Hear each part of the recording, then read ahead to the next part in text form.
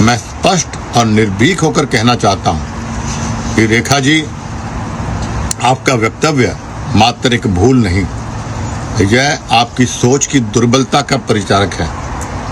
इतिहास गवाह है कि आपने केवल शब्द नहीं बोले, अपनी वैचारिक दरिद्रता और अपरपिकता का प्रदर्शन किया है। जिस नाम को मिटाने की आप कोशिश कर रही हैं, उस नाम ने प्रदेश की तकदीर और तस्वीर लिखी। आप जैसी नौसिखिया राजनीतिज्ञों को शायद यह नहीं पता कि इतिहास पढ़ना आसान है, लेकिन इतिहास रचने के लिए खून पसीना एक करना पड़ता है। चौधरी भजन लाल जी एक व्यक्ति नहीं, एक संस्था थे। उन्होंने सत्ता की कुर्सी नहीं, लोगों के दिलों पर राज किया। जब आप उन पर सवाल उठाती हैं तो आप केवल एक बेटे को नहीं, बल्कि उस हर गरीब किसान और मजदूर को चुनौती देती हैं जिसकी आवाज मेरे पिताजी थे। इतिहास पर बोलना सरल है रेखा जी, किंतु इतिहास को समझना और उस पर जीना और उस पर रचने के लिए संघर्ष करना, इसके लिए जिगरा चाहिए, औकात चाहिए। इतिहास में सही कहा गया है कि औकात से ज्यादा अगर किसी को मिल जाए तो बहुत कम लोग उसे पचा जाते हैं। ये रेखा का भी यही हाल है। कम से कम उस राज्यसभा के पद की गरिमा तो आप रख लेते हैं कि आपको राज्यसभा में थोप दिया गया।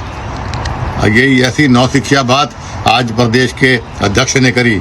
बड़े खुले शब्द में मैं उस पर निंदा करता हूँ, विरोध करता हूँ इस बात का। एक ऐसा व्यक्ति जिसे खुद की चलो कोई औकात नहीं, लेकिन आप प्रदेश के अध्यक्ष के रूप में बैठे हो, इसलिए बीजेपी ने आपको चाहे थोपा या बनाया है। चौधरी भजन लाल जी सम्मानित व्यक्ति को के आगे जी या चौधरी लगाना उचित समझा नहीं आपने। कैथल में आप जाके बोलते हो कि ये उनके उस लुगाई का व्यक्तिगत बीजेपी का कोई लेना नहीं है, और यहाँ आप कहते हो कोई भजन लाल जी के बारे में बोला ही नहीं, और कोई जी नहीं, चौधरी नहीं। ये आपकी औकात है, ये आपकी हैसियत है, आपको भूलना नहीं चाहिए। आज आपकी सरकार पे बनी तो कुलदीप बिश्नोई की वजह सरकार सत्ता पर आप पहुंचे थे। 3 बार सरकार आपकी बनी, 3 में से 2 बार सरकार बनाने में कुलदीप बिश्नोई का योगदान है। बीजेपी को जानता कौन था पहले? आपको मैंने मेरे गठबंधन की वजह से, मेरी वजह से आपकी सरकार बनी, कम से कम उसका तो आप ध्यान रख लेते।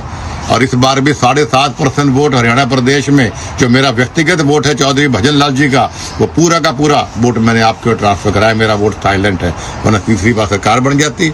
और चौथी बार सरकार ऐसे घमंड में नहीं बनेगी आपकी। आपको बड़े नेताओं को, संघर्षशील लोगों को, जनता के काम को, जनता को साथ लेके चलना पड़ेगा।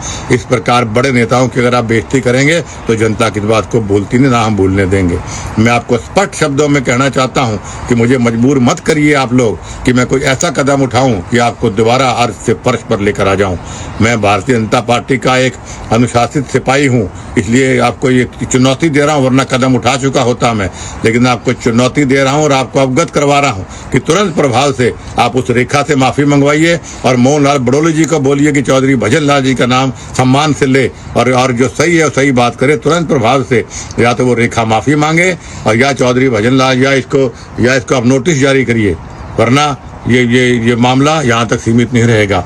और मैं फिर दोहराना चाहता हूँ कि मुझे आप मजबूर मत करिए कि मैं वही पुराना बब्बर शेर हूँ। शेर को आप पिंजरे में रख सकते हैं, लेकिन शेर के नजदीक जाने के, हाथ लगाने की हिम्मत कोई कर सकता नहीं है। कुलदीप बिश्नोई आज भी वही बब्बर शेर है जो पुराने जमाने के अंदर था।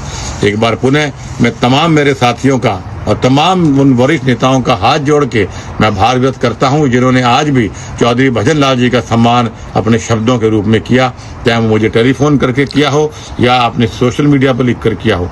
मैं दिल की गहराइयों से सभी का सम्मान करता हूं। आपका बहुत बहुत धन्यवाद। नमस्कार।